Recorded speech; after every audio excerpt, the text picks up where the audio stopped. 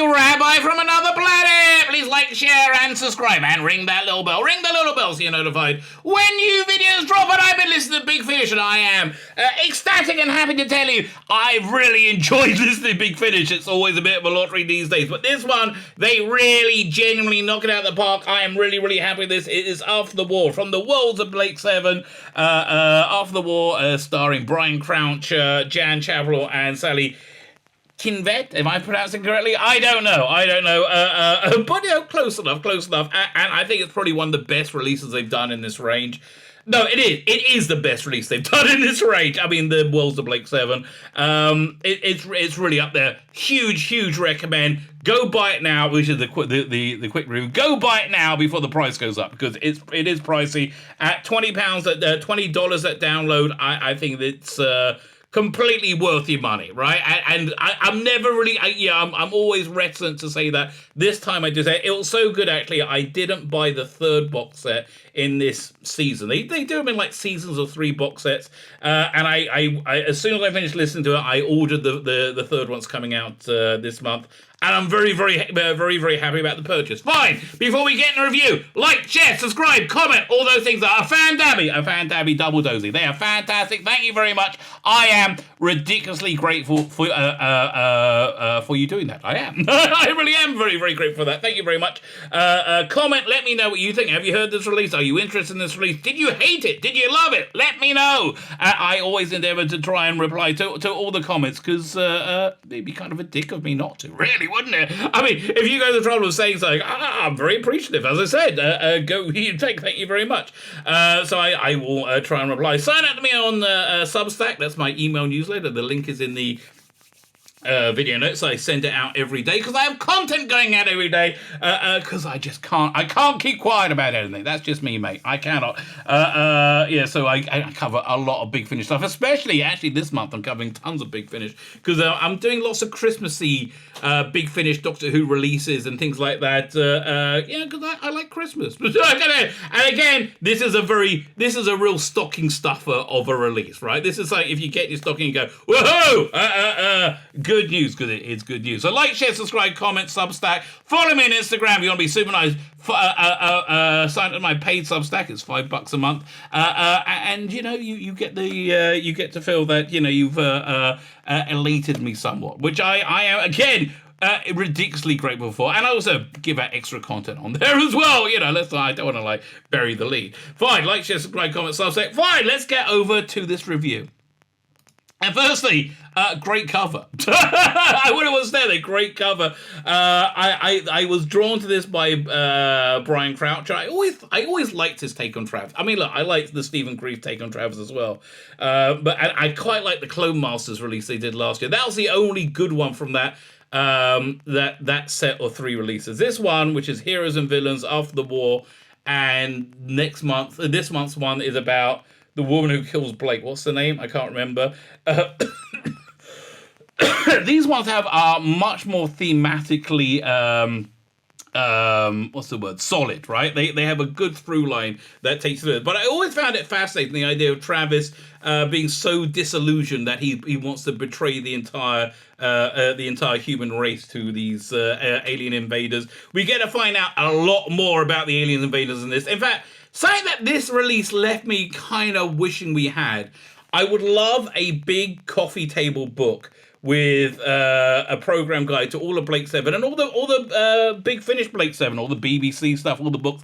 Because I'm getting confused what's going on when. I understand there's another Travis clone out there now from the Clone Masters, and that he's in After the War. He's after this Travis is killed. But this is just a great story with him. And then the character introduced in this story carries on in the next few stories. And it's very good. I'd say Sally Kinvet in these ones, she always says, I really like how they give me more to do. I left the series because I just became kind of like bimbo eye candy. And may I say, Sally, you were so good at being... Don't underplay you being bimbo eye candy, okay? Don't underplay. You were so good at being bimbo eye candy. I'm not saying that you are only bimbo eye candy, okay? I know you're a intelligent, three-dimensional human being. I get that. You're also very easy on the eyes, okay? You're very, very, especially in those outfits and the makeup they had you on, look fantastic. But she wanted to be more of a space pirate, and I'm always like, oh, can't you just be the character you were? She's great in this, right? I like this reinvention of Jenna Stannis a lot, and Jan Chapel, always solid as Callie, right? Always. So again, the premise is great. It's in and around the war. You find out a lot more about the aliens. And the stories are good as well. So win-win over there. So and performances are also excellent. I think the Brian Croucher performance in this is fantastic, right? Absolutely fantastic. Let's have a look at the stories. The Galactic War had unexpected repercussions. Humanity struggles. The Federation is reeling, and enemies are still at large. Yeah, and I like how this very much leans into a Terry Nation type of what's the word I'm looking for? Spirit? No.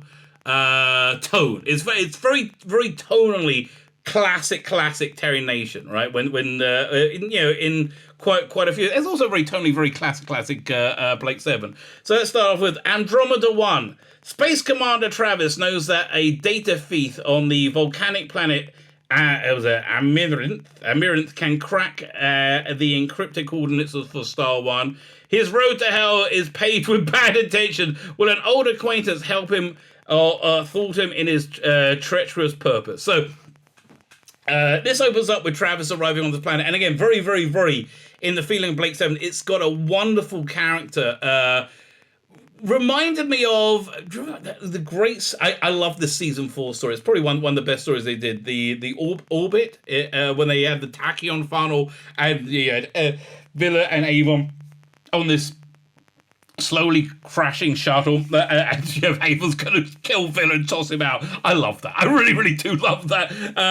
But I love the character of the scientist there. So this is exactly the same sort of thing. It's that he has that real feel to him. He's kind of a cyborg. He's integrated into these computer systems, and he hates Aurak, right? He has nothing but disdain for Aurak. So Travis goes there to get the coordinates of Star 1. He's on this mission, and also was it called the Andromedans? They're also there. So we find out in this that the Andromedans are shapeshifters. And they're like kind of like, what's the word? The Thing, not the original movie, The Thing. The 80s version of The Thing. They turned it like this spindly giant spider-like mass when they're not shape-shifting, and you find out more about them. They were there was a force of 600 of them. They were desperate. They were trying to survive, and that's what led them to war. So the structure of the story by Trevor Baxendale, and Trevor Baxendale knows what he's doing with Blake 7, right? He absolutely knows what he's doing with Blake 7. Is the space commander sent to bring in Travis is giving his report, and it's going to work out badly for this guy, right? Is giving his report about what happened, why he failed, and it's a cat and mouse chase for the second half of it, as Travis and one of the shape-chasing aliens who has taken on the face of a former lover that he killed, I think, which is from another one, the Blake 7 books written by Trevor Baxendale, when they go into his story a bit more, and you fight again. It's a great character piece, great action, very, very, very Travisy. It's worth it for this release, this story alone, right? It really genuinely is. This was a great one, but then it gets even better. So then we have the same Andromedan turns up in Fallout. Fallout written by Steve Lyons. When a life capsule crashes on a farming world, Jenna Stannis strikes up an uneasy alliance with a local population and a suspicious Federation officer. Will any of them recognize the alien menace that threatens to destroy their fragile coalition and their lives? So yeah, this one gives you a real nice slice of life for your average Federation citizen after the war. Jenna's landed on this planet with a bunch of refugees, along with the Federation officer, who knows who she is straight away, right? He tweaks her straight away. I don't think that's a spoiler at all. And they have this uneasy alliance, but it's a growing unease because these the aliens are shape changers, and now it's more like a Captain Scarlet like Cold War thing going on in the aftermath of a war, as these aliens are struggling to survive and lying their asses off. You can't trust any of them for anything, and you have this interesting what's the word, cloak and dagger sort of thing going on at the same time. Again, all of this fits perfectly into the worlds of Blake 7. It really feels very, very organically Blake 7. And then the set closes off with The Enemy by Catherine Armitage, who's excellent, right? I'm always, and this is terrible, right?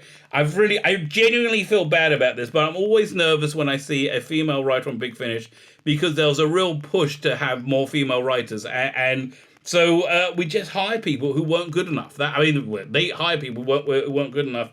Not many of them have. Actually, I thought somebody, a newer writer, Rosa McPhillips was a woman. I was like, oh yeah, finally they got it right. Rosa McPhillips, great writer, right? Really like this guy. Then he commented on my video, said, actually, I'm a bloke, right? So good. I'm sorry. But if you see his name, it's worth getting well. Catherine Armitage does know what she's doing. In the aftermath of a narrow escape from the devastated Liberator, Callie tracks down Jenna to a dilapidated space service station. But is it really Jenna? Okay, I'm not really spoiling anything too much. That there's a lot of shape changing going on. So the premise of this one is you get an evil Jenna, like an evil Andromedan Jenna, and again, very, very, very Blake 7-y. The setting, the space station used to be this very affluent space station until they changed the power cells for spaceships, and now they don't need to refuel, right? And so the space station is kind of like